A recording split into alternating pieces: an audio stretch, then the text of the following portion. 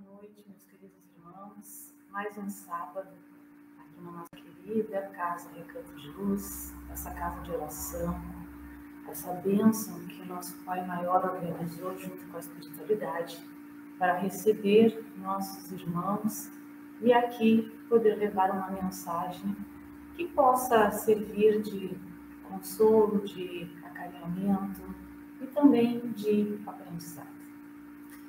Para sempre, como de praxe, todos os nossos trabalhos aqui na casa, nós iniciamos sempre com a oração, com o ímpeto de nos acerenar e nos conectar com a espiritualidade.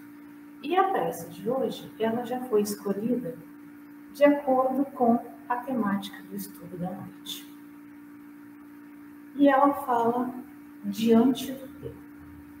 Senhor, diante do tempo, concede-nos a bênção de valorizar, através dos minutos, a fim de que não nos atrasemos na senda do aperfeiçoamento espiritual. Não nos deixeis desprezar as oportunidades de trabalho de cada dia, ignorando os convites que a vida nos formula para que doemos o melhor do nosso esforço no bem de todos. Somos o que fazemos de nós, no curso incessante das horas. Mantém-nos sempre alerta contra a tendência ao comodismo que tantas vezes nos leva a frustrar a própria expectativa de felicidade. O tempo não convenientemente aproveitado é sofrimento que se perpetua a esperança que não se realiza. Senhor, torna-nos mais conscientes e responsáveis, para que amanhã não venhamos a chorar, debruçados sobre as desilusões das horas que deixamos que se escoem inutilmente. Então, o nosso trabalho, como comentei, que a prece tinha o intuito de introduzir o nosso trabalho, ele é sobre o capítulo 20 do Evangelho segundo o Espiritismo, com o tema Os Trabalhadores da Última Hora. E quando fomos estudar e organizar o estudo da noite, e auxiliados por essa prece, não nos resta, como reflexão inicial, já começarmos com duas afirmativas, que é a nossa fé que nos faz agir. E a segunda afirmativa é que todo trabalhador da última hora tem muita responsabilidade, pois estão envolvidos diretamente no processo de transformação do mundo. Então, a partir dessas duas afirmativas, nós construímos o estudo que vamos desenvolver nesse momento. E quem já teve a oportunidade de ler o capítulo 20, vai lembrar que ele inicia com uma parábola. Essa parábola, ela fala sobre um pai de família, no caso ele fala que é o reino de Deus, né, um reino, só que ele assimilou a um pai de família que sai em busca de trabalhadores para a sua vinha. E ele saiu em várias horas do dia para arrebanhar cada vez mais trabalhadores. E a cada vez que ele contratava esses trabalhadores, ele combinava que cada um ia receber uma moeda a cada jornada de trabalho. E toda vez que a gente vai ler as parábolas, né, de Jesus, a gente tem que tentar entender, extrair dessas palavras os ensinamentos que o Mestre Jesus queria nos passar a partir dela. Então, eu fui em busca de alguns subsídios, né, para poder compor o estudo de uma maneira mais adequada possível, né, para essa compreensão. E a seara espírita, ela é dotada de muitos trabalhadores. E esses trabalhadores, eles trazem como um estudo né, que tem estudiosos da Bíblia que dizem que Jesus, quando elaborou essa parábola, ela foi feita, ela foi reeditada, no caso, ela foi recontada em cima de uma parábola antiga, uma parábola judaica mais antiga. E essa parábola judaica, ela fala de um rei que também saiu a contratar, né, a chamar trabalhadores, porém ele chamou esses trabalhadores todos ao mesmo tempo, e apenas alguns deles, ou um deles, permaneceu o tempo todo de trabalho. E quando ele foi pagar esse trabalho, ele pagou esses seus servidores, né, de acordo com as horas trabalhadas, né? Então, aqueles que trabalharam mais tempo, eles ganharam mais. E diferente da parábola que Jesus contou, o pai de família, quando chegou o final do dia de trabalho, do dia de jornada de trabalho, ele pagou todos os seus trabalhadores com o mesmo valor, com uma moeda, como ele tinha combinado na hora do contrato. E muitos desses trabalhadores se acharam injustiçados, porque uns tinham chegado primeiro, eles tinham trabalhado mais tempo. Mas o pai de família disse: não se sintam injustiçados. Quando eu chamei vocês, eu expliquei que eu pagaria uma moeda pela jornada de trabalho. E o que a gente vai buscar de entendimento? Como é que a gente vai construir, né, esse estudo? E por que Jesus, ele recontou, ele fez diferenças nessa antiga parábola judaica, né? Aí nós podemos ter o entendimento que todos nós precisamos, né, de subsídios anteriores para nos constituir. E quando nós vemos, né, numa ideia que há diferença entre pagar todos ao mesmo tempo e pagar o mesmo valor, né, e pagar diferentemente, a gente vai ver que muitos de nós, ao lermos essa parábola, nós vamos achar estranho, né? Por que esse pai de família, né, pagou todos, se realmente uns trabalharam mais do que outros? Mas esse olhar é o olhar que nós vamos dar às leis da matéria. E Jesus, quando conta a sua parábola, ele não está falando das leis da matéria. Ele está falando das leis de Deus. E as leis de Deus, elas nos falam de uma remuneração das conquistas morais. Isso sim que Jesus quer nos provocar. Nos dar o sentido real desta construção do que nós viemos aqui nesse plano fazer. Nós viemos aqui angariar conquistas materiais ou conquistas morais?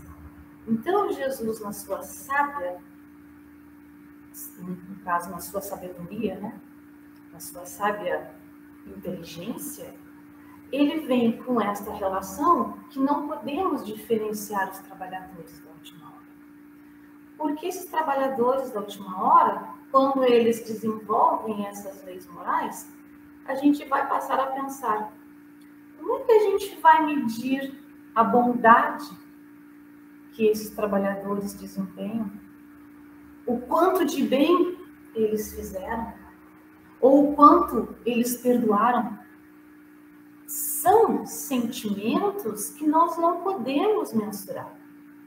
E esses sentimentos são as riquezas, as verdadeiras riquezas da alma.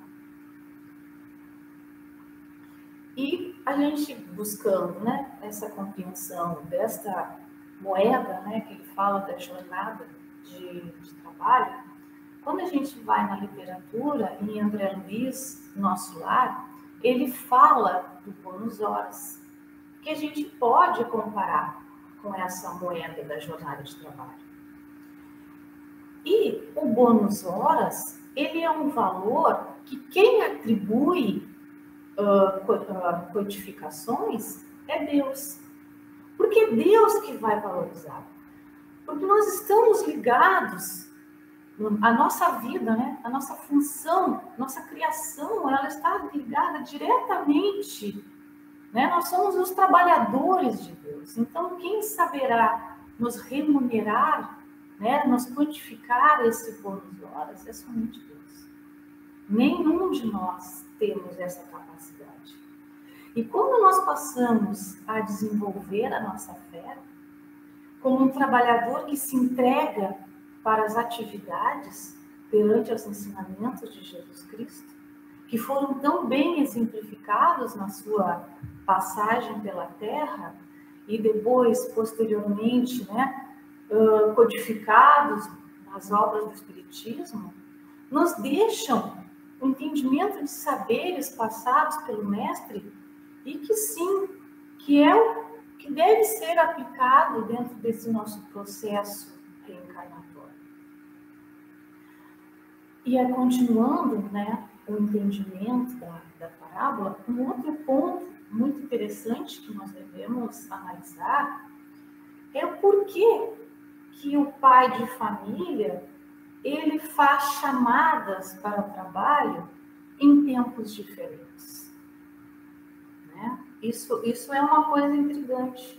Por que não chamou todos na mesma hora? Por que foram horas espaçadas, né, durante o dia? Então, se a gente tentando trazer para uma exemplificação do nosso dia a dia, nós podemos pensar de uma forma técnica que, a título, né, no caso, a gente compreender, né, a contribuição para a vinha, né, desse pai, a gente associar, por exemplo, a uma produção fabril. Né? Um exemplo, uma fábrica que confecciona roupas. Né? Nós temos várias atividades dentro dessa fábrica. Uma delas são as costureiras. Poderíamos dizer que as costureiras, elas têm uma função, costurar as roupas. Porém, as costureiras, elas não costuram as roupas se não tiver uma função anterior a elas, que é aquelas que cortam os modelos das roupas. E posterior às costureiras, tem aquelas pessoas que vão passar as roupas, tirar todas as marcas e deixar ela pronta para a venda. Então, só que essa roupa só vai estar pronta para a venda quando ela passou pelas cortadeiras, costureiras e passadeiras, né? Então, dentro desta relação, todos esses trabalhadores, eles tiveram e são responsáveis pela produção dessa roupa. Semelhante a isso, a essa exemplificação de um contexto mais real, né? Nós podemos pensar que também há essa necessidade, teve essa sabedoria, esse pai, que não adiantava muitas vezes, né, chamar todos ao mesmo tempo, porque o trabalho era responsabilidade de um para um. Um não ia trabalhar enquanto o outro trabalho não estivesse pronto. E quando a gente traz isso para os ensinamentos da espiritualidade, dentro das leis morais, nós podemos pensar que hoje, por exemplo, se eu estou aqui falando sobre a parábola dos trabalhadores da última hora, né, o capítulo 20, eu não cheguei aqui e eu criei tudo isso. Eu tenho subsídios para isso. Né? Então, quantos antes de mim construíram estudos, construíram compreensões para que eu chegasse hoje e pudesse falar. Então, vamos pensar que temos subsídios da Bíblia, das obras básicas, da literatura espírita, né? Que nós vamos trazer esse entendimento. Então, essa questão que nós precisamos sempre, né? Cada um tem a sua hora de chegar para fazer o trabalho, é muito bem sábio nessa passagem quando Jesus coloca, né? E nós podemos pensar que essa contribuição dentro das palavras do mestre que se difundem, né, e penetram nos nossos corações no entendimento que toda vez que um trabalha em função do outro, há essa universalidade, né, aonde cada um de nós, a seu tempo, tem um despertar para uma consciência que nos vai dar as revelações dos valores morais que nós estamos buscando desenvolver, né? Então, essas construções que nós fazemos ao tempo, é um processo de compreensão, de evolução, nos vão mostrando os verdadeiros valores, né, em uma construção de amor sobre o processo que nós vamos ter para a nossa vida futura, né? E muito bem trabalhado nessa parábola, que nos remete ao capítulo 18, na parábola Festim de Núpcias, quando ele fala que são muitos os chamados e poucos escolhidos, nós passamos a entender que os trabalhadores da última hora são esses os chamados, né? Os muitos são os chamados e poucos os escolhidos. Então, os trabalhadores da última hora são esses os escolhidos, né? Para perceber como é que o tempo vai se desenvolvendo. E a gente pensa, vai ter o entendimento, né? Que esse tempo, dessa hora, né? Que Jesus vem falando, ela é uma contribuição, né? Que devemos ter. Cada um, a seu tempo, contribui com aquele processo daquela hora, né? Então, o tempo é muito solidário, né? Cada um tem a sua hora certa para fazer as coisas e o valor que devemos dar a essa hora. E isso não é uma conclusão que eu chego, né? Não é uma conclusão que a gente repassa, porque isso já vem escrito desde a Bíblia. Paulo, em Romanos, capítulo 14, versículo 6, já nos dizia: aquele que faz caso do dia, para o Senhor o faz. Então, essa valorização do nosso trabalho dentro da hora, e essa hora não necessariamente a gente pode pensar a hora relógio, mas a hora chegada a ser feito o trabalho, deve ser, sim, muito bem valorizada. E a gente buscando, né, essa universalidade dos ensinamentos do mestre, nós vamos buscando na literatura e chegamos em Chico Xavier e Valdo Vieira, no livro Estudo de Vida, eles novamente reforçam essa relação do tempo, né? Então ele diz: o tempo concedido ao espírito para uma reencarnação, por mais longo, é sempre curto, comparando com o serviço que somos chamados a realizar. Importante, assim, aproveitar o aproveitamento das horas. Então, a gente tem que começar a refletir. Então, o estudo sempre é esse processo de reflexão. Que hora é essa? O que nós estamos pensando? O que Jesus está querendo nos falar sobre esta hora?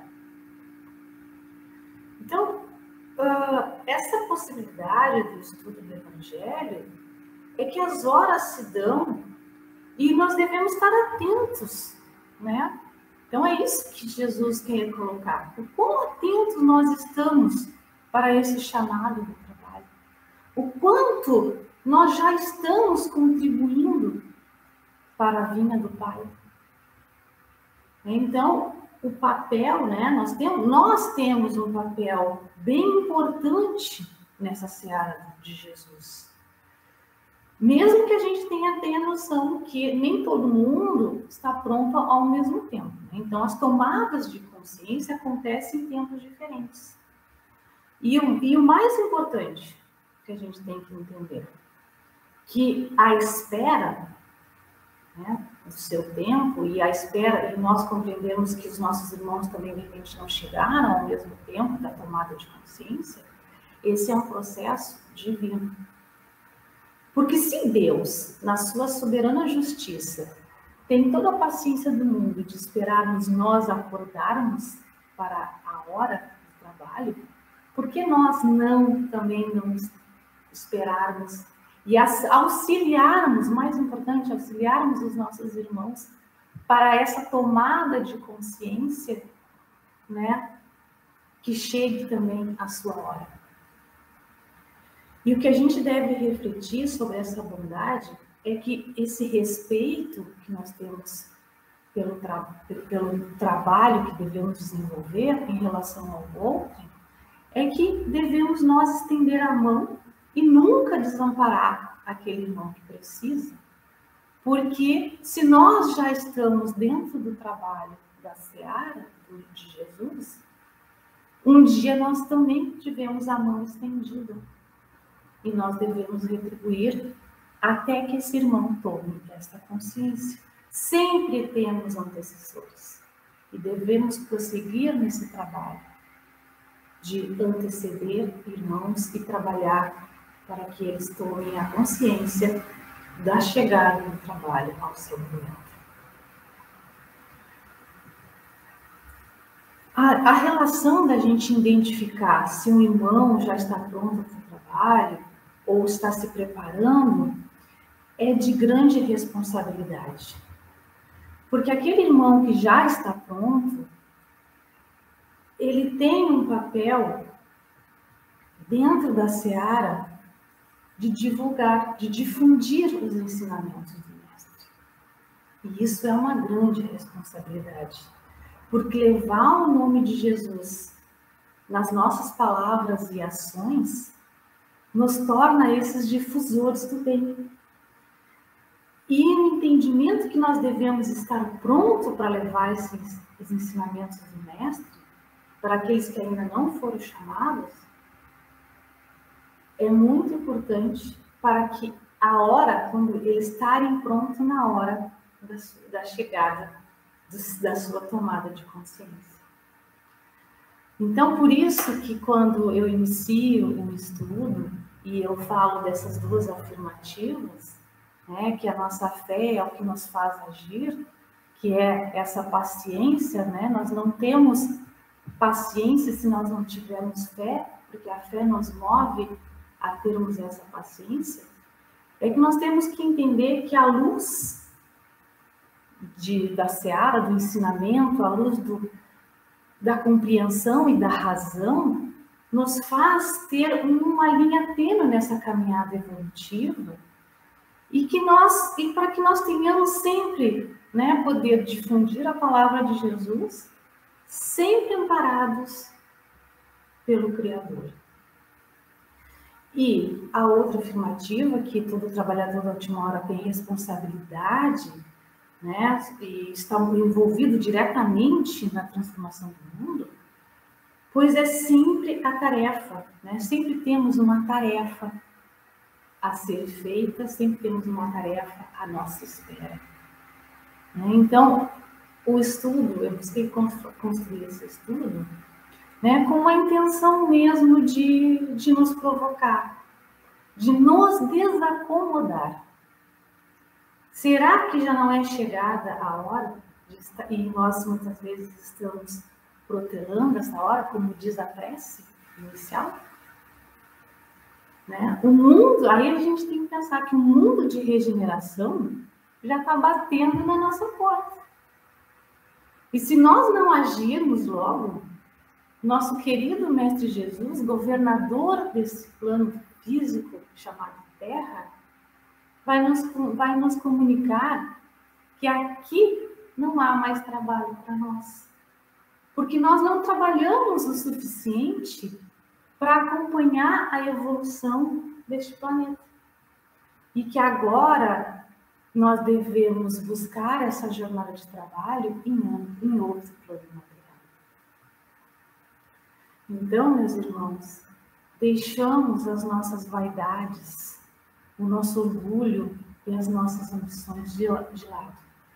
E venhamos todos nós trabalhar na vinha do nosso Pai, porque a hora é chegada para todos nós.